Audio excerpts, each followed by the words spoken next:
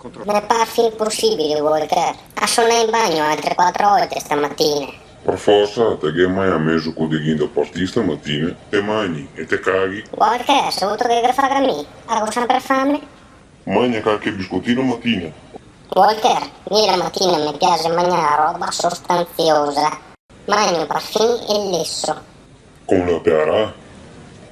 Non vorrei che rinunci alla peara, vero? Pieno di pepe immagino. Ma tu sai quanto che ne metto? Dime. Metto una saliera intera.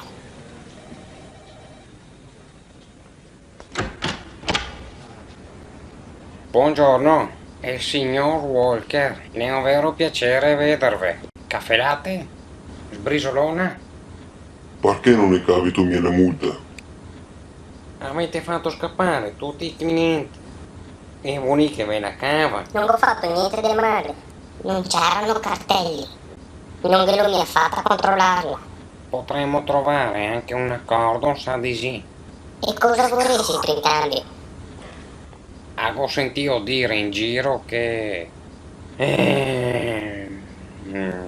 il Walker vende delle soppresse fresche, anche senza conservanti, belle, buone e casaline.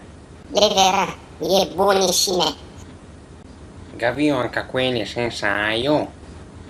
Senza io, Quando ogni tanto il me vien su. te ne farò una. Senza io come la te piace a te.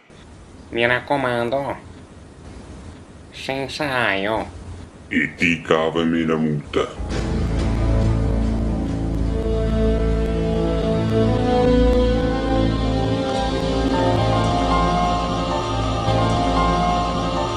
Moro, tienti in mente una mattina che mo da fare una sorpresa senza aria. Puntuale, eh?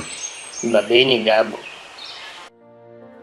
La pearà, la pearà, la pearà.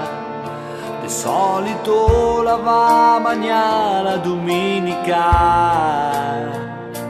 Con il lesso col codeghin, bendo che drio in bicer de vin. La pearà è una tradizione della mia città.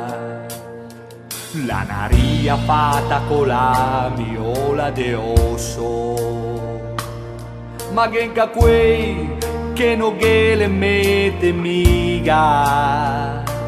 Basta un po' de pan grattato, formaio pea e brodo bon, e voilà, ecco pronta la pearà. La pearà, la pearà, la pearà.